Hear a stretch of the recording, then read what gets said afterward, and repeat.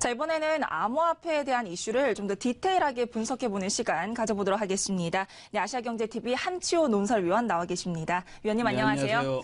네, 저희가 장가희 기자와 함께 얘기를 좀 많이 했지만 네. 지금 2중, 3중으로 여러 가지 악재가 겹친 많은 얘기들을 하고 있습니다. 네, 네. 자, 하지만 긍정적인 얘기도 좀 해봐야 될 것 같은데요. 네. 한국은행이 암호화폐 연구를 시작을 했다고 합니다. 이번 네. 정기인사팀에서 이번에 FTF팀을 마련을 했다고 하는데요. 네.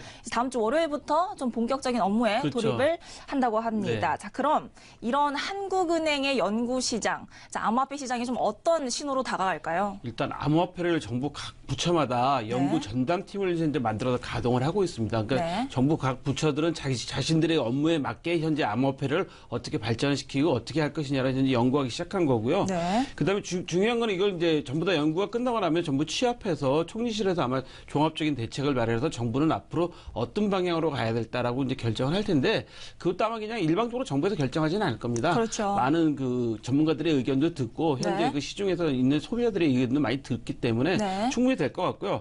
제가 이제 긍정적으로 보는 건 뭐냐면 이제 시장에서는 이제 그 한국에서 연구를 시작해줬다는 것 자체에 대해서 긍정적으로 보셔야 된다. 왜냐하면 한국은행이나 이런 다른 부처에서는 전혀 가치가 없다고 생각되면 아예 연구도 시작하지 않겠죠. 그렇죠. 근데 이번엔 네. 이제 정식으로 기구 개편을 하고 인사이동을 하면서 네. 정식으로 암호화폐 연구반을 만들었어요. 네. 그건 상당히 고무적인 그 소식이라고 좀 판단이 됩니다. 근데 사실 이런 암호화폐 관련을 해서 네. 이렇게 좀 한국은행이 이제서야 전담팀을 만들었다는 게 네. 좀 늑장대응이지 않냐 이런 얘기도 사실 여론에서 나오고 있거든요. 그거는 좀 한 가지 아쉬운 점이긴 하지만 네. 그동안에는 이게 과열되는 향상이 아니었거든요. 이게 그렇죠. 급격하게 과열된 게 과열된 짧은 기간 동안에 됐기 때문에 네. 이렇게 급격하게 과열될 거라고는 정부도 예상을 못했던 거죠. 그렇지 않았다면 이미 연구를 시작했을 거고 이미 이제 기술적인 측면은 많이 연구가 되어 있는 상태인데 네. 이걸 어떻게 지금 우리 얘기하듯이 아까 그 법정 통화로 인정할 것이냐 아니면 어떤 상품으로 인정해 줄 것이냐 뭐 이런 여러 가지 부분들을 검토해야 되는 거기 때문에 네. 이게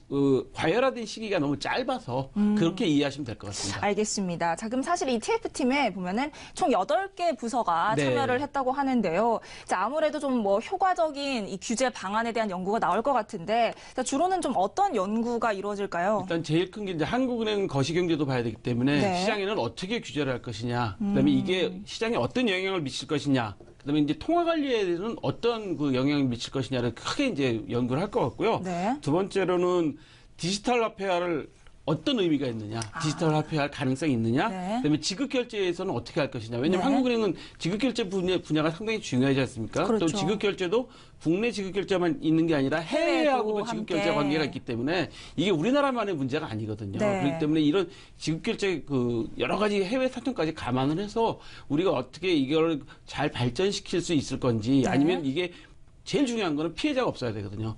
그렇죠. 건전한 투자 환경을 그렇죠. 조성을 해야 일반 되니까. 국민들이 피해를 네. 보시지 않아야 되기 때문에 이걸 어떤 방법으로 잘 활용할 것인지 사실 거래소가 이제 그동안에 지금 계속 보도를 보면 네. 불법적인 게 많았잖아요. 그렇습니다. 그것만 막아도 사실 일반 건전한 투자자들은 충분히 보호가 되는 거기 때문에 네. 아마 그런 부분에 주로 포커스가 맞춰질 것 같아요. 근데 아무래도 이제 각 부서별 연구도 역시 좀 하나로 통합이 네. 되면은 어떤 이런 정부의 입장 자체도 그렇죠. 좀 통합된 이제 입장이 나오지 잘 정리가 않을까 될 하는데, 겁니다. 네. 자, 그럼 그런 정부의 입장차 관련해서 저희가 또 김동연 부총리 네. 얘기를 한 번 더 해볼까 합니다. 그렇죠. 자, 어제 이 회담차 중국을 방문을 했는데 네. 특파원들과의 간담회에서 뭔가 가상화폐에 대한 규제안을 얘기를 하면서 이 동시에 블록체인 기술은 잠재력 있다. 잠재력이 있다라고 말한 것에 대해서 코멘트가 많았어요. 네. 어떻게 보시나요? 김동연 부총리께서 국회에서는 네. 조금 이게 보수적인 말씀을 그렇죠. 하셨고 해외에 나가서 이제 중국 한중 경제회담 가셔갖고 기자 네. 특파원들한테는 이렇게 말씀하셨죠. 폐쇄형과 개방형은 분리해야 된다.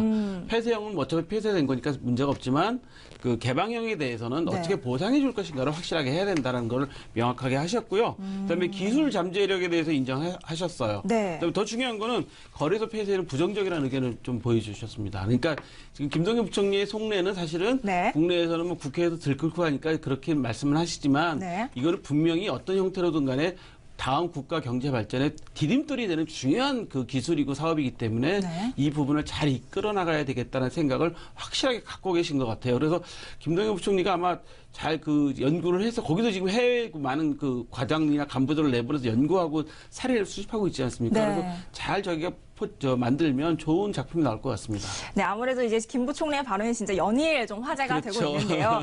자, 그런가 하면 사실 저희가 아까 장갈 기자와도 예. 잠깐 말씀을 나누긴 했지만 이 상황에서 빗썸에 대한 경찰의 압수수색이 네. 처음으로 이뤄졌습니다. 그 압수수색의 이유에 대해서 전반적으로 한 번 더 짚어주시죠. 저는 그 압수수색에 네. 대해서 너무 우리가 일희일비할 필요가 없다고 생각해요. 이미 그렇죠. 두 번의 해킹 사건이 있었는데 네. 경찰이 그 해킹 사건에 대한 증거를 확보하지 못했습니다. 네. 사실 경찰이 지금 이 해킹 사건을 압수수색한 이유는 저희가 그 계획적으로나 뭐 이게 상황을 판단해 보면 해커들의 경로를 모르는 거예요. 해커들이 어디서 침입했는지, 어떤 경로로 들어왔는지, 그리고 이 해커들이 어디서부터 시작됐는지를 경찰이 알 수가 없으니까 경찰은 결국은 그 빗썸에 있는 자료를 다 받아야 되는데 네. 그거를 공식적으로 받을 수 있는 거는 빗썸이 요 투자자들의 개인 자료이기 때문에 그냥 줄 수는 없거든요. 네. 그러니까 경찰은 결국 법원에서 합법적으로 압수수색 영장을 받아서 전체적인 자료를 가지고 도대체 뭐가 잘못됐는지를 좀 파악해 보려는 걸로 판단되고요. 네. 이미 행정 조치를 받았기 때문에 네. 형사적인 조치는 그렇게 심하지 않을 거라고 좀 판단됩니다.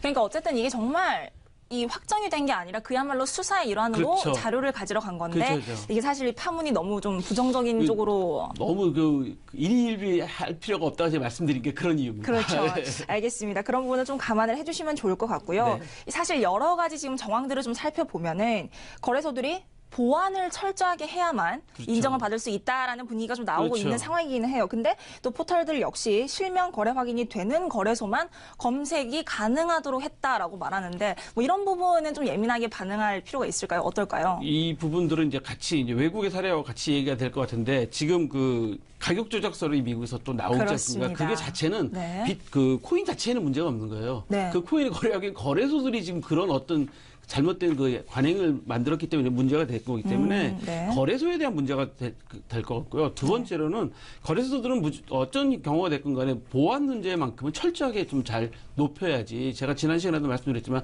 금융기관 은행 수준만큼의 보안 시설을 갖춰야지만이 투자자들을 보호할 수 있습니다. 투자자들 입장에서도 좀 더 안전하게 느껴질 거고. 당연하죠. 네. 그걸 그냥 보완을 안 하고 하는 그 거래소는 있을 수가 없는 거고 지금처럼 가격을 조작할 수 있는 거래소들을 퇴출시켜야 되기 때문에 네. 저는 그 페이스북에서 뭐 그런 그 거래소에 광고를 못하게 한다든가 못하겠다. 그다음에 현재 우리나라 포털들도 실명 확인이 안 되는 거래소는 그 앞으로 검색이 안 검색이 되게 안 되게 한다. 했다. 그거는 나쁜 게 아니라 오히려 투자자를 보호를 위해서는 더 좋은 현상이라고 보이고요. 네. 발전할 수 있는 가능성이 있다고 봅니다. 그렇습니다. 아무래도 이 확실한 거래소에서 좀 거래를 하는 것도 투자자들에게 많이 주어지는 좀 이 어드바이스 중 하나인데요. 자, 지금까지 이렇게 한치호 논설위원과 함께 얘기를 나눠봤습니다.